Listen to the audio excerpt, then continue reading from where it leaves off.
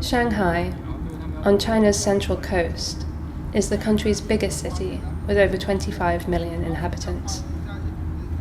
In fact, it's the third biggest city in the world. In 2001, in response to the constant growth of megacities, urban planners and strategists proposed 9 new town centres, of which 4 towns were to be built from scratch.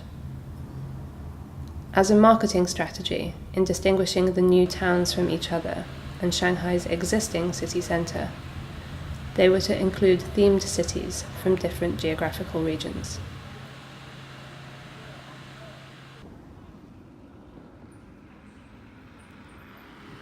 The garden of Thames Town is not quite like the ones in London. The London gardens are more relaxing and full of fun, where you can connect to the nature, so there's some details missing. There should be some animals. The animal attendance was short. The nature attendance was short. It's not a London garden. It's not a place where people want to pop in and sit down, read a newspaper, and do something and make fun and have a short time break.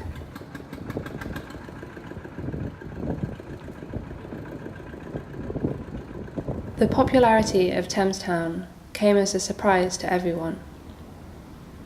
The other replica towns around Shanghai have not been successful, some of them abandoned and left unfinished ghost towns. Other cities send representatives to Thames Town to try to figure out and copy its success, but for now the formula remains unclear. Come into Thames Town. Taste original British style of small town. Enjoy sunlight. Enjoy nature. Enjoy your holiday and your life. Dream of England. Live in Thames Town.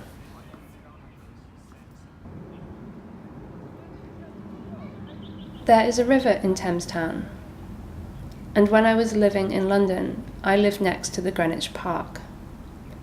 And when I saw that, I felt like, wow, I am back to London shortly. And I really enjoyed walking on those roads, the stone roads, like in London. While these copies have evoked criticism among Westerners, whose instinct is often to judge them as kitsch, fake, bizarre, or banal, many in China find it very captivating. In fact, almost every major city in China has a residential suburb where people live in replica mansions. This is partly because China has a different mindset towards replicating.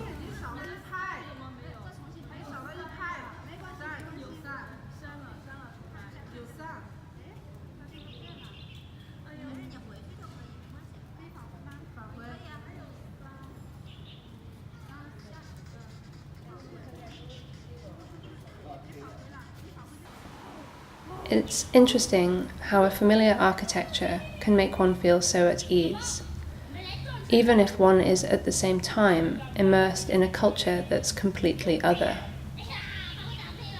It's hard to deny that appeal of Thames Town. It's a genuinely nice environment where people seem happy and at ease, even if it's completely fake. Maybe that's why. There is no more difference between Western and Chinese. The space is fluid.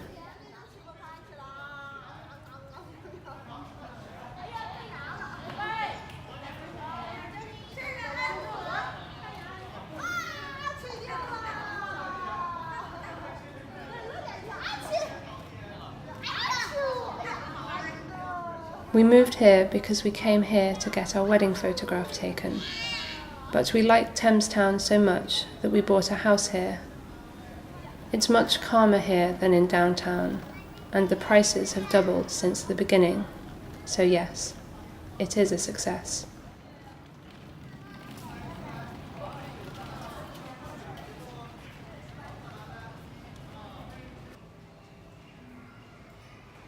There is a belief in China that a foreign product is automatically better.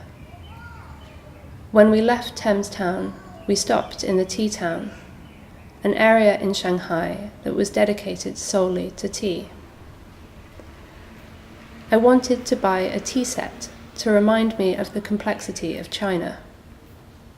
The quality sets were so expensive that I could only afford the pot, but even alone, it was terrific.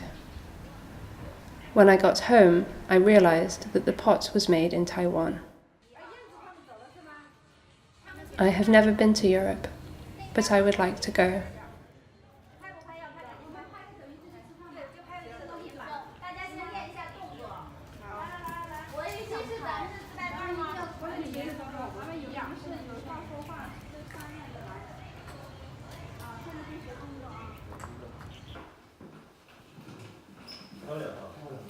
After a while, it becomes clear that Thames Town is an upper-class area where people mostly live in expensive villas in gated communities. The monk tells us that there are 2 big movie stars living around here, but mostly it's high government officials or other successful people, rich people, with many houses in many places. I see a Tesla, and the monk points out that the owner has paid somewhere around 14,000 euros to have the Shanghai license plates on the car, because the Shanghai numbers, 6 and 8, signify luck and wealth. Thames Town was apparently inspired by a postcard the mayor's office received featuring a photo of Dorchester.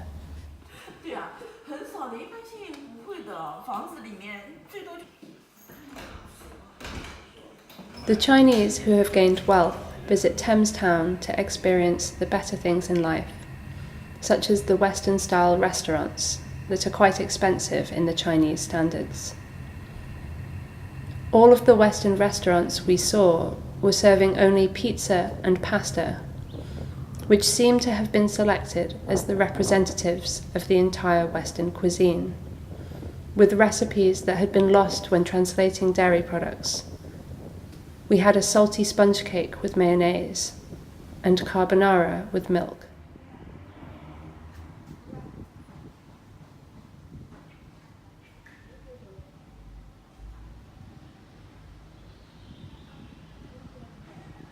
When I was walking in Soho, I liked enjoying those cake and coffee shops. I enjoyed the international areas in different streets, like the Chinese restaurant street, and Japanese or Korean. There was even a gay bar in Soho.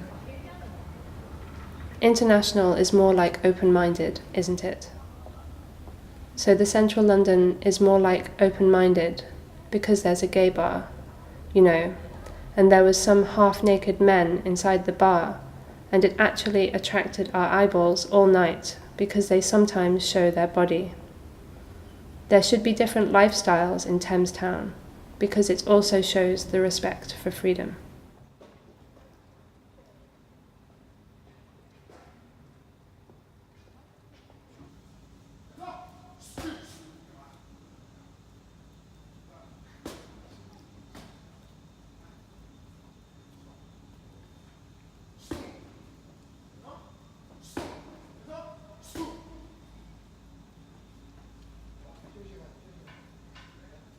Origin, existence, and reality are not static, finite, or whole. In such a universal order, where 10,000 things are each interconnected by the joint process of coming into being, where there is no beginning, or even a non-beginning, the real and simulacrum, the authentic and forgery, the referent and the image are unified, overlapping, and interconnected.